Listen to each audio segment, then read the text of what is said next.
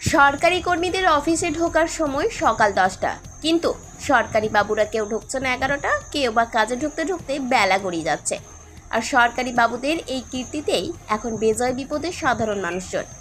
ছবিটা দুর্গাপুরের কাঁকসার মলানদিঘি গ্রাম পঞ্চায়েতের। সকাল 10টা বেজে গেলেও পঞ্চায়েত অফিসের ফাঁকা চেয়ার পাখার হাওয়া খাচ্ছে, আর মানুষ পরিষেবা না পেয়ে বিপদে পড়ছে বলে অভিযোগ। হ্যাঁ বলো নিয়ে তারপর কি অবস্থা, এখন বসে আছে কেন?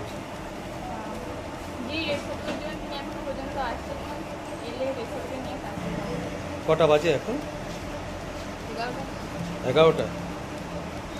যে পঞ্চায়েতে কি করেন আপনি?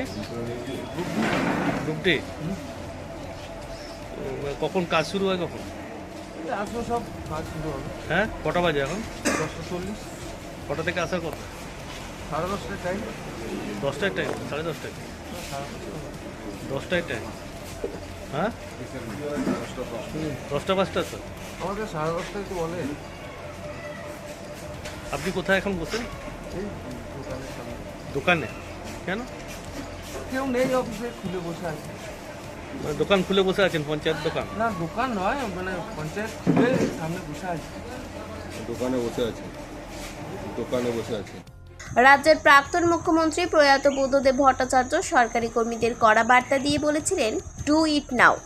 বর্তমান মুখ্যমন্ত্রী মমতা বন্দ্যোপাধ্যায় বারবার বলছেন, সরকারি কাজে গতি আনুন, মানুষের দরজায় উন্নয়ন পৌঁছে দিন।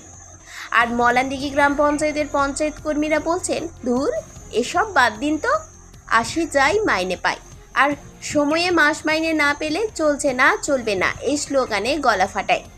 কাঁকসা ব্লক তৃণমূল কংগ্রেস সভাপতি নবকুমার সামন্ত বলছেন, খতিয়ে দেখছি অভিযোগ, যদি এটা হয়ে থাকে এটা ঠিক নয়। মুখ্যমন্ত্রী মমতা বন্দ্যোপাধ্যায় তিনি তার মাথা থেকে যে প্রকল্পগুলি বেরিয়েছে সেগুলিকে বাস্তবে রূপায়ণ করার জন্য তিনি সরকারি আধিকারিকদের নিয়ে দুয়ারে সরকারে নিয়ে যাচ্ছে এবং সেখানে জনগণকে সুবিধা পাইয়ে দেওয়ার জন্য এই প্রকল্পগুলি যাতে বাস্তবে রূপায়ণ হয় সেদিক দিয়ে মুখ্যমন্ত্রী সদা সজাগ এবং সচেতন। আর মলানদিঘি গ্রাম পঞ্চায়েত যদি সেরকম ঠিক নির্দিষ্ট টাইমে অফিস খোলা না থাকে তাহলে আমি খতিয়ে দেখছি, খতিয়ে দেখে যথাযথ ব্যবস্থা নেওয়া হবে। ধন্যবাদ। উন্নয়ন চলছে তাই ওনারা ব্যস্ত, সময়ে আসতে পারছে না অফিসে, কটাক্ষ সিপিআইএম ও বিজেপি নেতৃত্বে। কটা বাজে এখন? কটা এখন বাজে প্রায় 11টা। পঞ্চায়েতে কি অবস্থা? পঞ্চায়েতে প্রতিদিন সব স্টাফ আসে না, 1-2 জন স্টাফ আসে পঞ্চায়েত খুলে, কিন্তু তো আমি একটা কথা বললাম, কিছুদিন আগেও বললাম, যা উন্নয়ন চলছে, উন্নয়নের জোয়ারে সবাই ভেসে গেছে, ঠিক আছে, ডিএ নাই ফিএ নাই, কী করবে ওনারা? তো ডিএ পাচ্ছে না, ঠিক আছে, তাই না সময়টা যতটা পাচ্ছে অপচয় করছে। মলানদিঘি পঞ্চায়েতের যারা আধিকারিক তারা সকাল 11টার আগে কেউ মলানদিঘি পঞ্চায়েতে প্রবেশ করে না, যার ফলে সাধারণ মানুষকে প্রতিনিয়ত দুর্ভোগের শিকার হতে হচ্ছে নাগরিক পরিষেবা পাওয়ার জন্য।